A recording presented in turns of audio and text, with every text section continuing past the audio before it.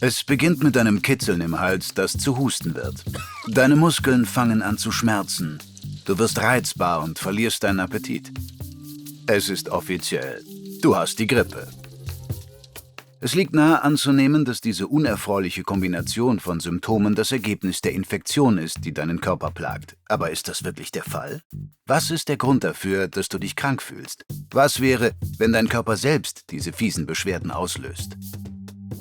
Du wirst erst krank, wenn ein Erreger wie das Grippevirus in dein System eindringt und deine Zellen infiziert und tötet. Aber es passiert dabei noch etwas anderes. Dein Immunsystem wird alarmiert. Sobald dein Körper eine Infektion bemerkt, schreitet er zur Verteidigung.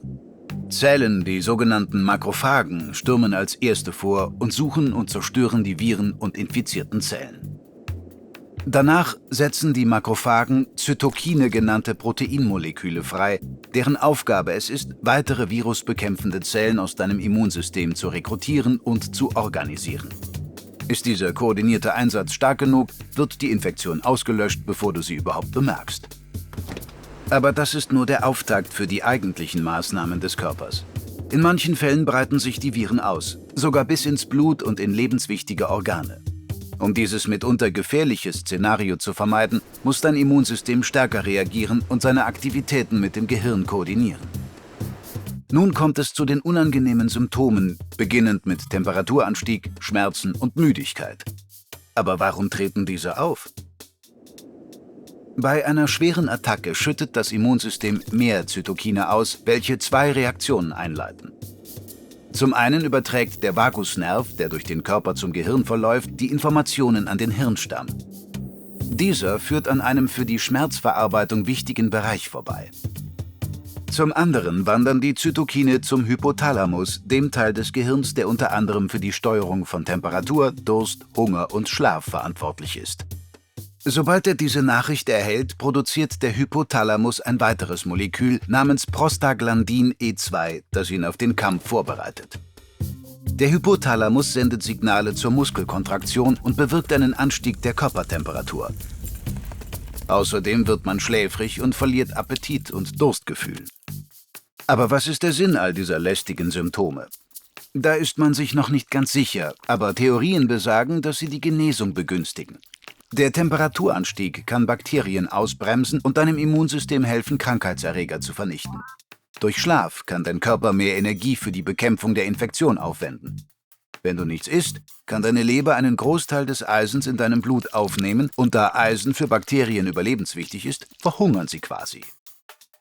Durch den verminderten Durst kommt es zu einer leichten Dehydrierung, wodurch die Übertragung der Erreger durch Niesen, Husten, Erbrechen oder Durchfall verringert wird. Jedoch kann eine Dehydrierung gefährlich werden, wenn man nicht genug Wasser trinkt.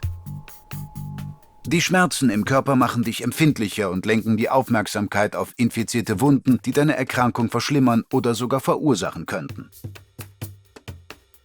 Neben körperlichen Symptomen kann eine Krankheit auch dazu führen, dass man gereizt, traurig und verwirrt ist, da die Zytokine und Prostaglandine auch in höhere Gehirnbereiche vordringen und die Aktivität von Neurotransmittern wie Glutamat, Endorphinen, Serotonin und Dopamin stören können.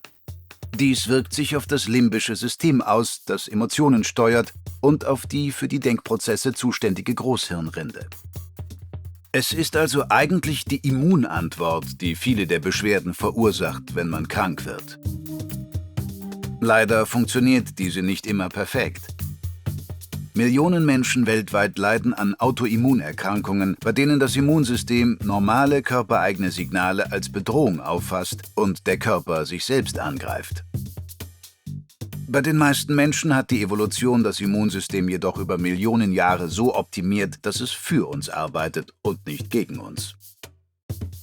Krankheitssymptome sind zwar lästig, aber in ihrer Gesamtheit sind sie Teil eines uralten Prozesses, der unsere Körper auch in Zukunft vor der Außenwelt schützen wird. Hast du manchmal das Gefühl, nicht genug über deinen eigenen Körper zu wissen?